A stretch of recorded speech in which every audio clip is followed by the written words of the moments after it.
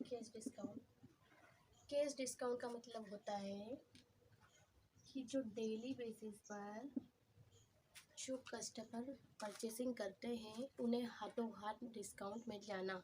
जैसे मान लो मेरे घर में फंक्शन है और मैं शॉपिंग करने के लिए गई, तो मुझे जो दुकानदार है उसने हाथों हाथ डिस्काउंट दे दिया ड्रेसों पर, क्लियर। या फिर कुछ सामान लेके आई तो आपको जब हैंड टू हैंड डिस्काउंट मिल जाए तो आप क्या बोलोगे उसे? Cash discount. ठीक है, अब बात करते हैं ट्रेड डिस्काउंट की। ये है कैश डिस्काउंट और ये है ट्रेड डिस्काउंट। ट्रेड डिस्काउंट का मतलब होता है कि एक बिजनेसमैन दूसरे बिजनेसमैन को देता है, एक थोक व्यापारी दूसरे थोक व्यापारी को देता है बहुत सारा सामान लेने के बदले। जो कैश डिस्काउंट है ये छोटी छोटी चीज़ों पर दिया जाता है, जैसे 100 रुपये हो गए, 200 हो गए, 500 हो गए, क्लियर। और ये होते हैं 10,000, 50,000, क्लियर।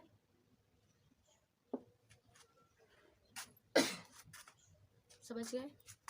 अब कैश की एंट्री की बात करें, इसमें मान लो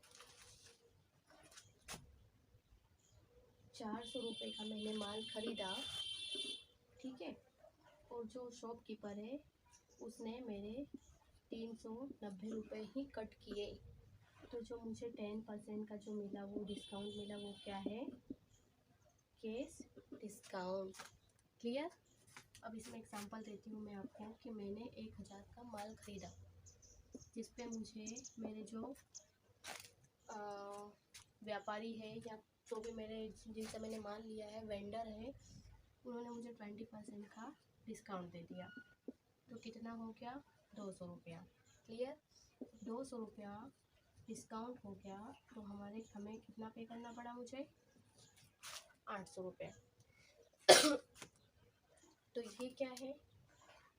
ट्रेड डिस्काउंट। और ये क्या है? Cash discount.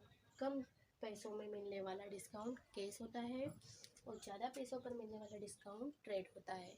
It's clear. अब हम एंट्री की बात करें तो कैश की जब बात करते हैं, देखो, cash account debit, discount account debit to Pinku ji account. Pinku ji ने दिया मान लो मुझे, पिंकू जी, ये हमारी नरेशन रहेगी। तो मेरे पास कितना था? 400, ठीक है। पिंकू जी ने लिखा है कि मेरे पास कितना था? 400, जिसमें से मैंने 10 रुपये का उस बेचारी को, जैसे मैं 10 रुपये का मुझे क्या मिलता? डिस्काउंट, और मेरा टोटल जो परचेसिंग निकला कितना? 390 का। तो क्लियर, ये डिस्काउंट हो गया। अब इसमें हमने कितनी एंट्रीज की है? कितनी एंट्रीज हुई है हमारी? इसमें हमारी 1 2 3, क्लियर। अब आप इसमें क्या करोगे? Cash account debit to Pinku ji account. मैंने यहाँ पर डिस्काउंट क्यों नहीं लिखा? क्योंकि ट्रेड डिस्काउंट में ओनली 2 ही एंट्री होती है। जो डिस्काउंट होता है उसे हम नहीं दिखाते हैं, not at show on, clear. जो डिस्काउंट होता है शो नहीं होता है, इसी कारण इसकी एंट्री क्या होती है? ओनली 2। और कैश डिस्काउंट की जो पहचान है वो क्या होता है? डिस्काउंट जिसे हमको शो करना होता है। डिस्काउंट डेबिट भी हो सकता है, डिस्काउंट क्रेडिट भी हो सकता है, क्लियर। समझ गए? जैसे Ram's account debit to cash to discount.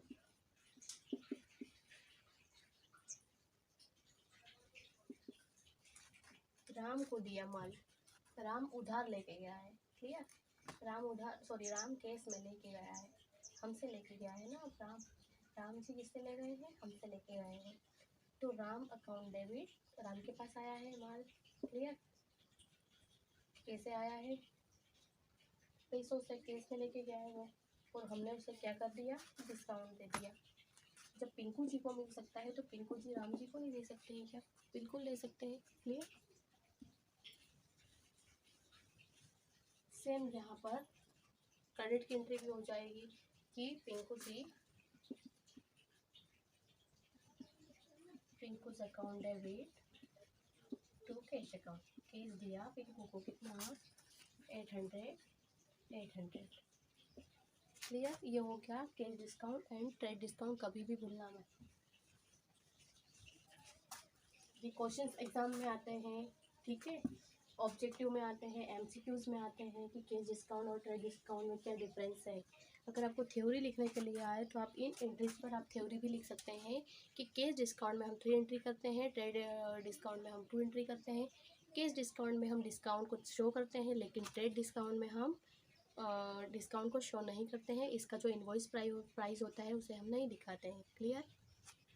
चलो अब बात करते हैं जीएसटी की। तो जीएसटी मैं आपको पढ़ाऊँगी नेक्स्ट वीडियो में, क्योंकि जीएसटी बहुत बड़ा है और बहुत अच्छे से इंटरेस्टिंग से हम पढ़ेंगे। उसकी भी कुछ जनरल एंट्रीज होती है, उसे मैं अच्छे से पढ़ाऊँगी और अलग से उसका एक वीडियो लेके आऊँगी। तब तक के लिए ऑल द बेस्ट, पढ़ते रहें, मस्त रहें।